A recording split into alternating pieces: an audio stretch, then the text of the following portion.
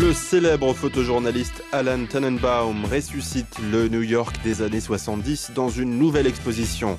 Une galerie de clichés de la vie à Manhattan avant les ravages du sida, avec notamment quelques clichés du mythique Studio 54.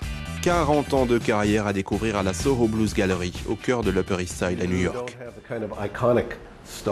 On ne retrouve plus le genre de stars emblématiques qu'il y avait à l'époque. Vous savez, des gens comme John Lennon et des groupes comme les Rolling Stones, Bob Dylan et des artistes innovateurs du genre. Tout ça a disparu, on ne fait que répéter les mêmes variations de cette époque où on faisait vraiment des choses excitantes. Tout semblait nouveau et passionnant. Dans les années 70, Soho était un désert industriel avec ses lofts et ses entrepôts vides.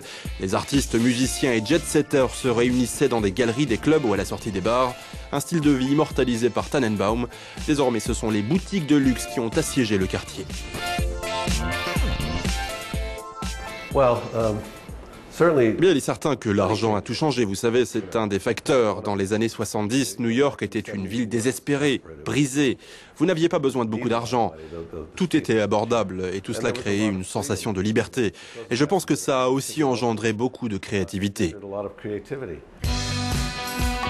Tannenbaum a aussi immortalisé certains des moments phares de la vie à New York, des sit-ins pro-marijuana à Central Park, au concert anti-nucléaire près du World Trade Center, en passant par la première Gay Pride dans le quartier de Village, mais aussi les moments les plus intimes du couple Yoko Ono-John Lennon. Après New York, l'exposition fera escale à Rome, puis à Paris.